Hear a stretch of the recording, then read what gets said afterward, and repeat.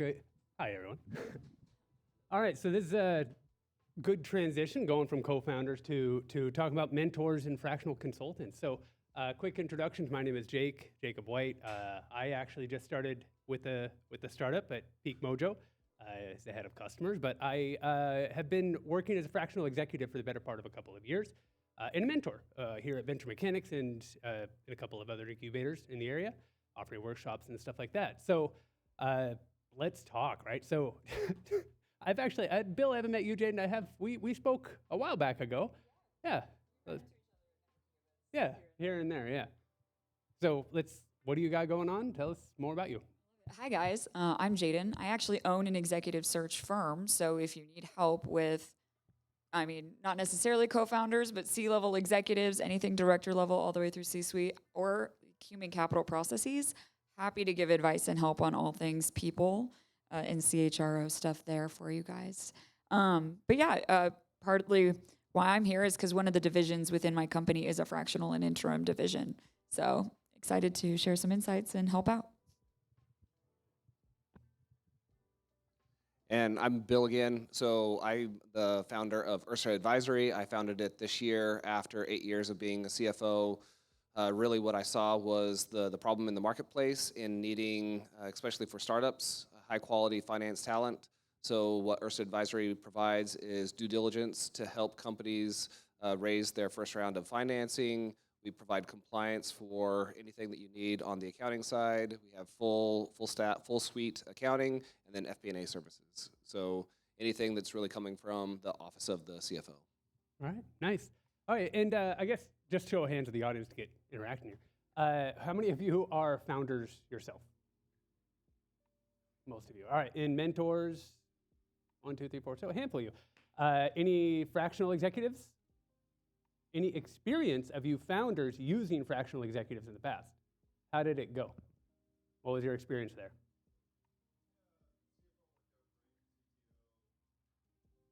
Not so.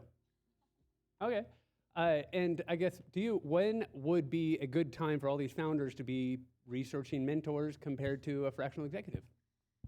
Oh, that's a great question. I would research mentors right away. Anyone you can have come in and help you and just offer advice. Things like this, absolutely phenomenal. I would say immediately. Fractionals tend to want to be paid money. So I would say when you can afford to pay them is probably when you should start considering them.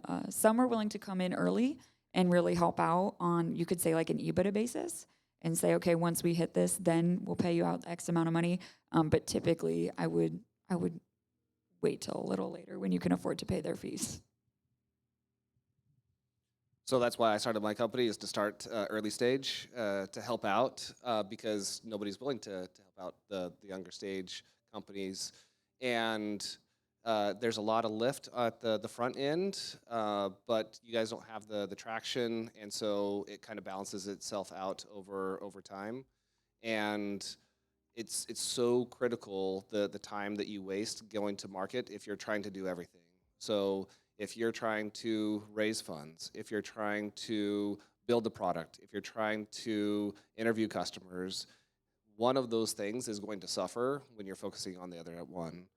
And so if you don't have the co-founder and you're really looking to stick that, I would suggest going with a fractional to help build that out, because they're going to be, especially for a CFO, they have a fiduciary responsibility to do what's best for your organization.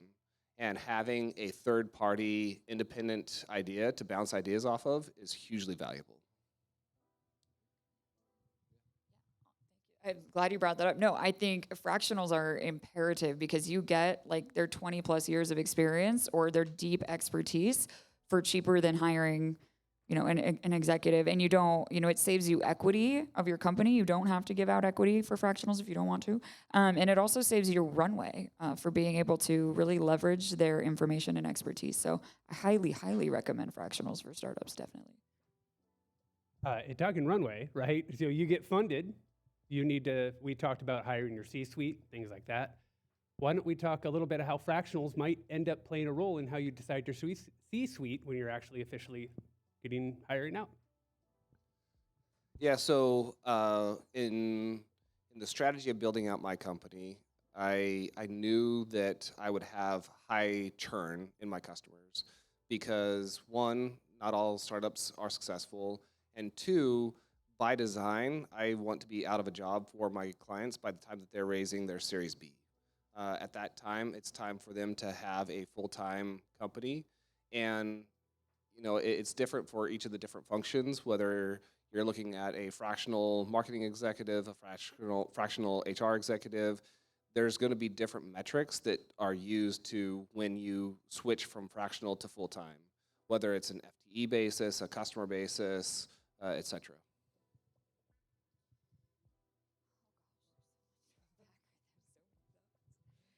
Oh gosh. Honestly, I mean, there's quite a few benefits to bringing fractionals on first. One, at least in talent acquisition, HR, there's a lack of trust in the market right now, and especially like through their interview processes and things of that nature, which we do help to set up those interview processes for trust. But especially when you're a founder and maybe you're a really great software engineer who built an amazing product, but now when it comes to hiring out your team, right? You've never been a CPA or a CFO before. You've never been in marketing or business development or sales, and you have to be all those things and then hire people in those places that are better than you. You definitely want them to be better than you. And so I would say that trying before you buy, essentially, for fractionals. Some people are fractionals full-time, that's all they want to do, and work on multiple projects at once. Some people are fractionals right now out of necessity or out of just trying it out, things of that nature. And so I would definitely ask those questions to find out where they are, but you can leverage them really well when it comes to hiring your full-time like C-suite. Essentially, you can either try them out, and who better to bring on as your full-time CFO than the person who built all of your stuff from scratch. You already know when you trust them, so it really solves that gap. But furthermore, those fractionals can actually help you hire for that CFO because nobody's going to know the role and where you're at better than that person. And if you haven't been a CFO to say, hey, this is where we want to go or this is what we need, that person would be really helpful in that hiring process and helping you pick their replacement as you go full time. All right. And, obviously, I've been a part of a handful of, as a fractional executive myself, a handful of startups as I go through. And, usually it starts in a mentorship capacity. So I want to kind of pull it back a little bit, because a lot of us are first-time founders or trying to do this by ourselves, Damien or Daria, wherever you went. Anyway, mentors are obviously a huge wealth of knowledge for you. How could the team be best capitalize mentoring in their early stage startups in whatever they're trying to accomplish? I'm gonna think about that one. How do they best? I mean, honestly, things like this, right? We did a conclave for real engineers the other day, and I think there was a ton of people who were willing to throw in ideas, challenge, poke holes in things, and just really offer advice, and then meet afterward and say, hey, let's meet and let's further discuss this. Let's help you grow. And all of that's free. One thing I love, I work for Series A through Fortune 500 companies, so I get to see corporate America at its finest and startups. And my favorite part is that the startup ecosystem is all about helping each other. It's not what can you do for me, but it's also how can I help you? It's giving away free knowledge and information. Absolutely ask questions. You'll get people that are excited about what you're doing and help you for free, which we need at that stage. And that's absolutely my favorite thing. So I would say ask questions of everybody. You don't necessarily need to have a formal mentor. You can absolutely just pick somebody who's really knowledgeable in the space that you're trying to grow in and pick their brain on things. You can't be a subject matter expert at everything, but people are subject matter experts in the thing you need. So definitely I would leverage that. Yeah, and kind of going to the expertise, right? You can't be a master at everything, and so when you're hiring some of these fractionals, depending on what your skill set, it's good to have these mentors to help fact check them, because the market is flooded for fractionals right now, and you don't want to make the wrong decision because that will set you back, one, cash, and two, time. And both of those things are critical as you're building your startup. And so you really want to, you've taken the first step, right? Is you're here on a Saturday. So that's super impressive that you're doing that, and continue to do the networking and build the informal networking cycles, whether it's just going to the startups, happy hours, or whatever it is, to fact check the people that you're looking to bring on. I think something that people often confuse is that fractionals are just executive consultants. They're not. They are absolutely internal executives within your company, just working maybe 10 hours a week or 5 hours a week, or, you know, or interim could be full time for 3 months, right? There's different terms for different things. But I would say definitely don't just think, hey, they're a subject matter expert in this. You know, they're going to come in, just get some work done or offer advice. They can be leaders of your teams. They can help build out your teams for you if they specialize in that. But always check their leadership styles and their leadership skills. Are they aligned in where you want to go? Because these guys aren't outsiders. They come in and really embed themselves into your company and help lead and drive your company's success forward. So definitely keep that in mind. It's not a casual, do they have the resume to job description match? But really, I mean, they are an executive within your firm, and making those mistakes, it is time, it's costly, but, and less costly than hiring a full-time, I guess, but it is still costly. But think of leadership styles as well, right? If you have software engineers working on your team underneath you, you have a fractional CTO, and they drive all of your engineers away because their leadership style is atrocious, that now costs you way more. So bad hires, fractionalized, it helps that, right? It helps make it less of a detrimental loss, but it still is something you want to massively consider. Yeah, I mean, we talked earlier on the co-founders, finding the bad co-founder, the bad hire. If any of you, like me, have hired hundreds of people and you have that bad hire, it's hard to get rid of them.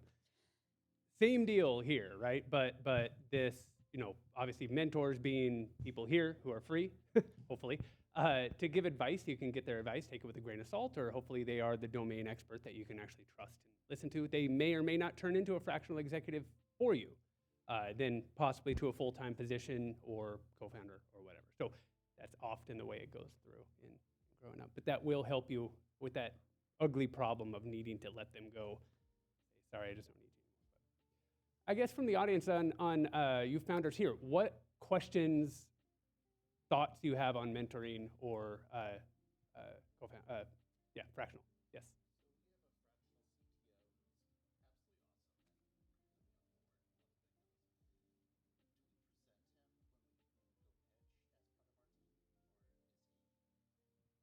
So that's a good question. What would you guys consider on that one? Oh gosh, I mean, I am not a VC firm, but I do know that VC firms are starting to like fractional talent. One, I mean, if you're investing money into a company, you want to know that they're respecting their runway and their equity that they're handing out. So fractionals really help you save on that. So I may not have this person, you know, be the face of everything, but saying, hey, this is our fractional CTO, at least if I'm investing in a company as putting on a VC hat, which I do not have.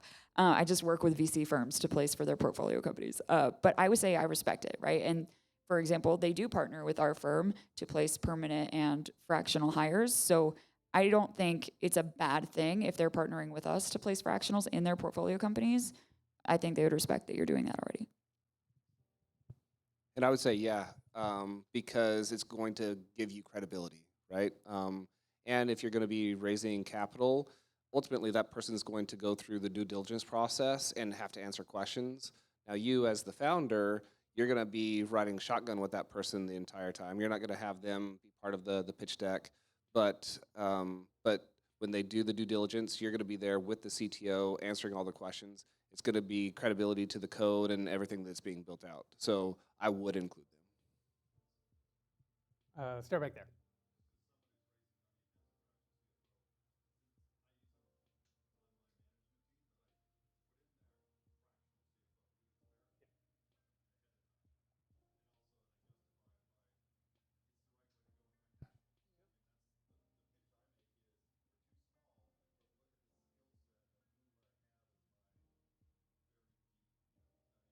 Yeah.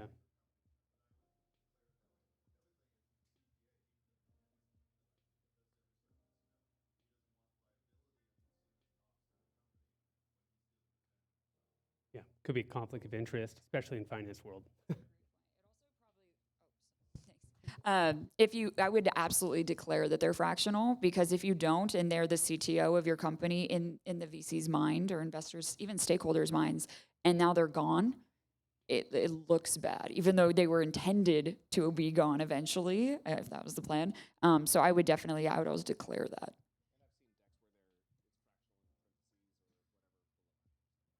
And yeah, I mean, and it's been mentioned, but it helps them know that you are at least, thinking of what's the word I'm looking for? Monetary. You're thinking of the bottom line, right?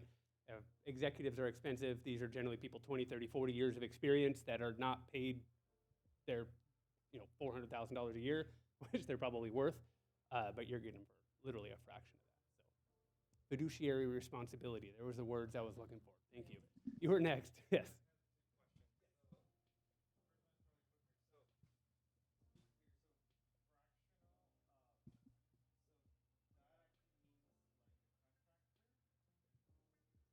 Not exactly. They are different, especially if you talk to a fractional executive, but that by definition, yes, it's just a contractor. I was going to say, when you fill out the forms, yeah, they're a contractor. They're not on W-2, or W-4, but they are an executive. So think of hiring a full-time CFO, but you only need them 10 hours a week, but they're still your CFO. Kind of like that.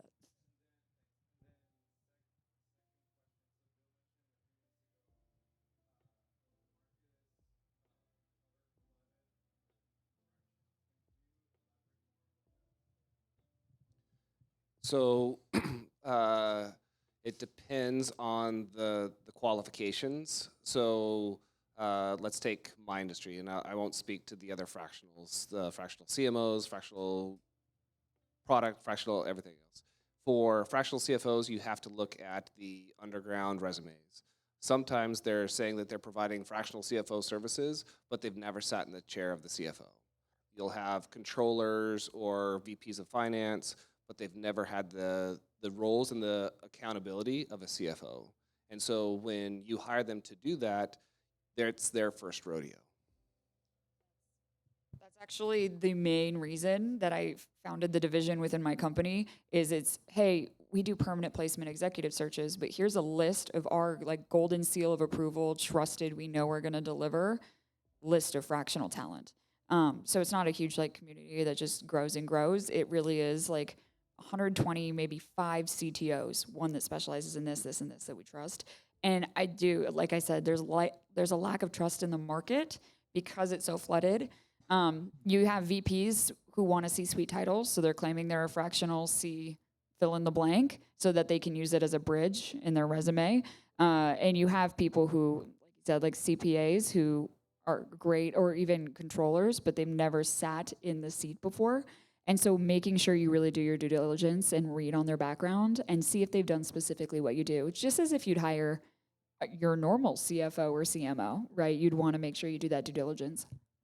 I think maybe the overabundance at the moment is the result of all the layoffs in tech, right? So 40 years ago, consultant was another term for between full-time jobs, right? And now the real movement with fractional is a bit subtle, because it's not just that they're consultants, it's that you as a startup realize you can try to fight it out yourself, like find a co-founder who's pretty junior at digital marketing, right? And they're going to fight it out, and they're going to spend all your program dollars figuring things out for the first time. Or you go get a fractional CMO who's done this a lot with big budgets and sets you in the right direction, and then you can have your junior person execute what they give you, but you only need them for 4 hours a week, right? So by the thinking that has changed, I believe, what I've observed in the last year is you want to bring in top talent, and they let you put their name in your business plan.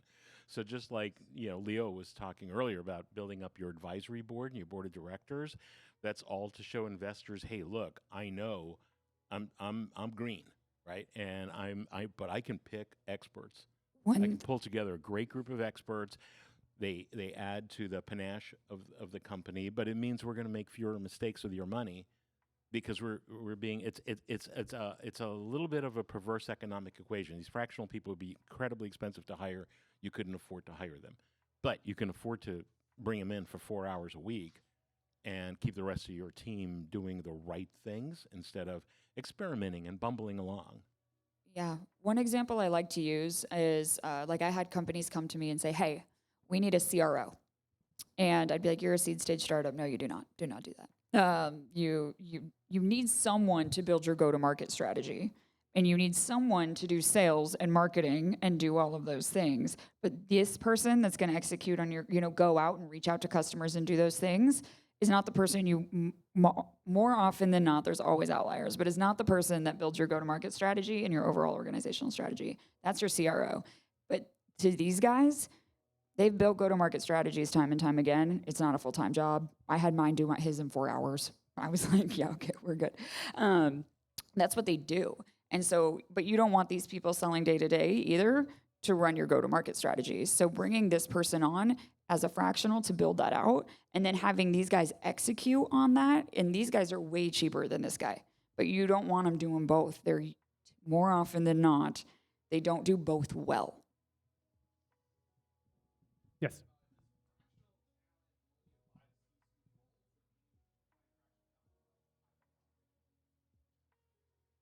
I mean, you're getting into more traditional contract sort of work, but fractional executive, that term was coined maybe a couple years ago now, with the idea of the C-suite, those who are wanting to retire and just kind of, play around 1 or 2 hours a month. That was the idea.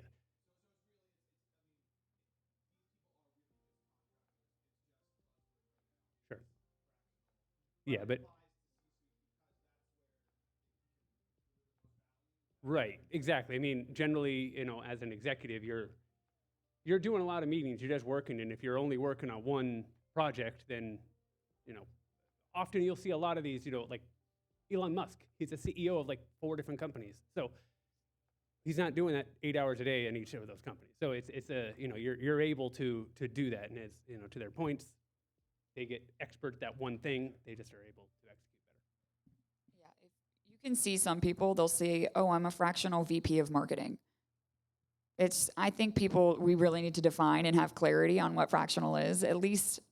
And there's no, there's no industry standard. We haven't really defined it, but as a collective, we kind of agree it's C-suite.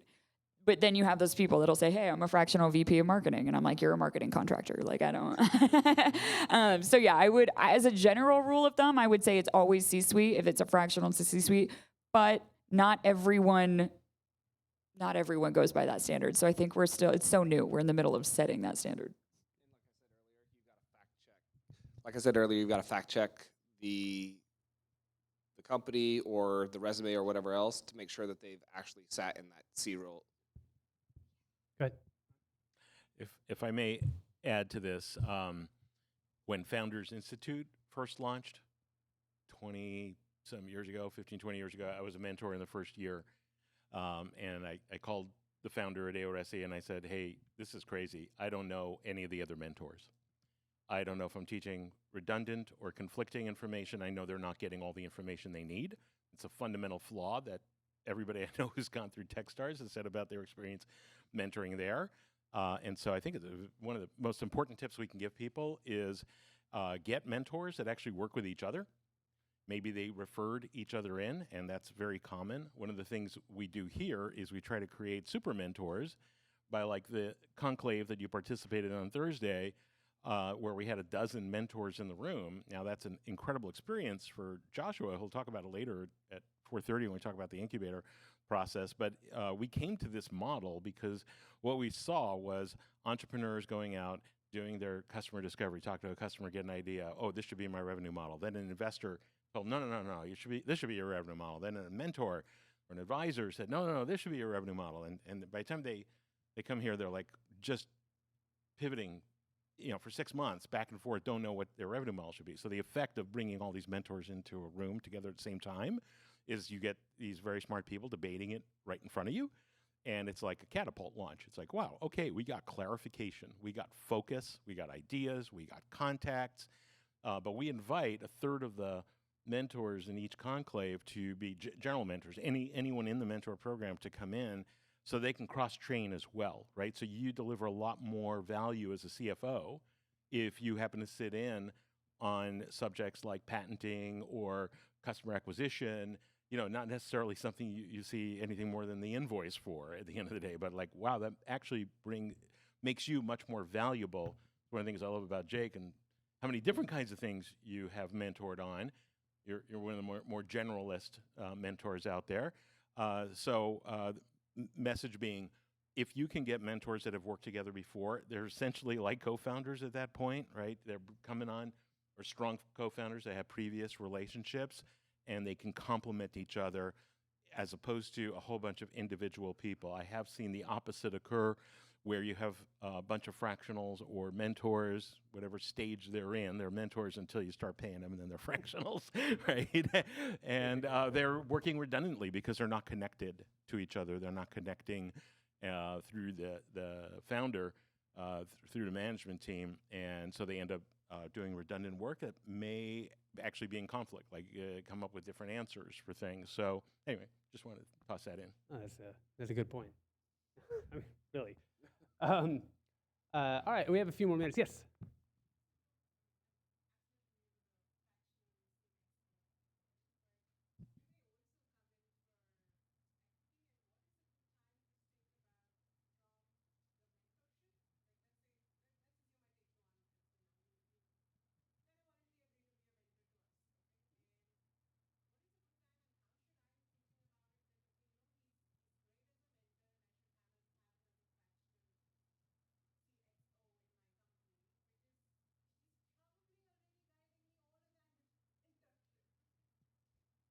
I'll open it up.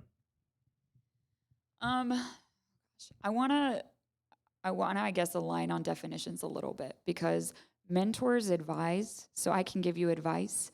Fractionals will go in and build and do the things. They are internal within, they're embedded in your company, and they will build your go-to-market strategy, right? But I can advise you on what I think your go-to-market strategy should be.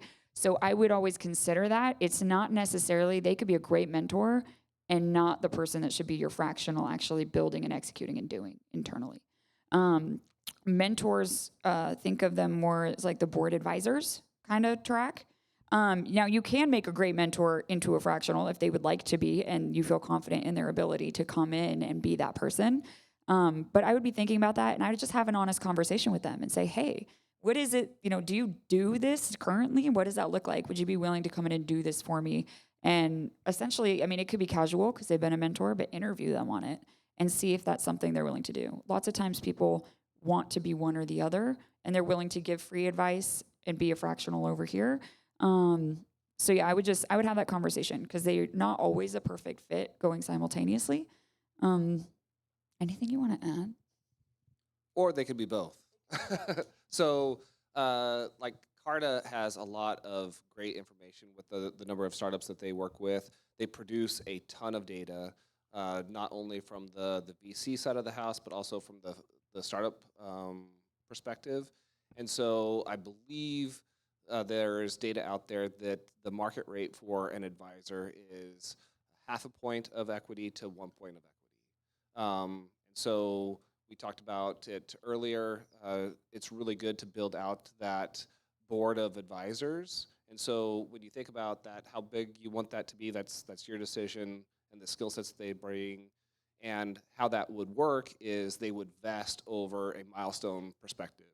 So if they're going to be an advisor, you want them to deliver and vest that way so that you're not giving up equity without getting something in return. So an advisor would be 0.5 point to 1 point of equity. Then on the fractional side, then that gets into cash flows to them and out of your pocket. And that's for the actual doing of the work and delivering on some of that strategy. And sometimes it's more cost effective because now they've got skin in the game to ensure that it all happens.